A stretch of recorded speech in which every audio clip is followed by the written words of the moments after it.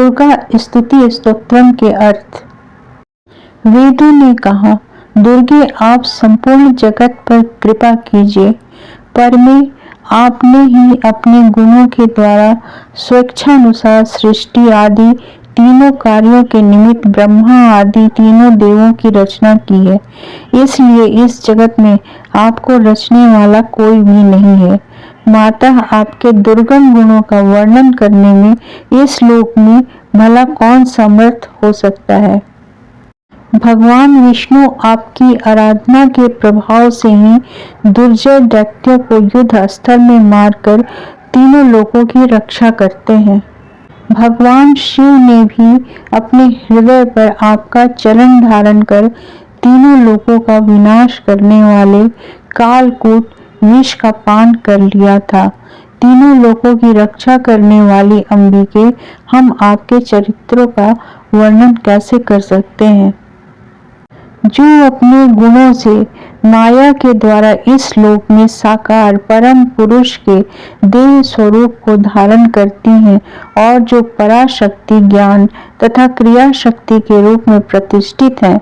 आपकी उस माया से विमोहित शरीरधारी प्राणी भेद ज्ञान के कारण सर्वांतरात्मा के रूप में विराजमान आपको ही पुरुष कह देते हैं। अंबिके, उन आप महादेवी को नमस्कार है।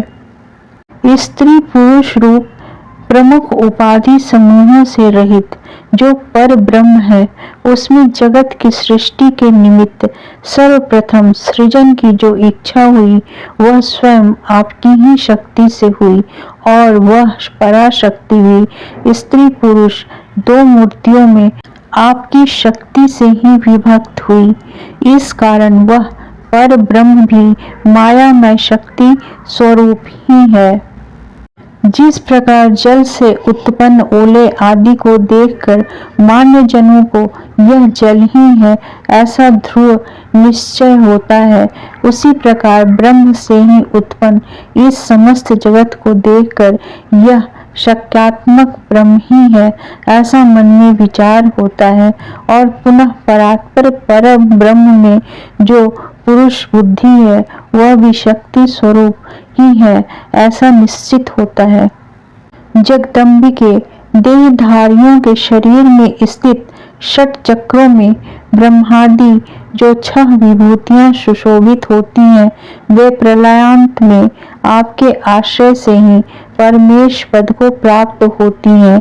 इसलिए शिवे, शिवादि देवों में स्वयं की ईश्वरता नहीं अपितु वह तो आप में ही है। देवी, एकमात्र आपके चरण कमल ही देवताओं के द्वारा वंदित हैं। दुर्गे, आप हम पर प्रसन्न हो।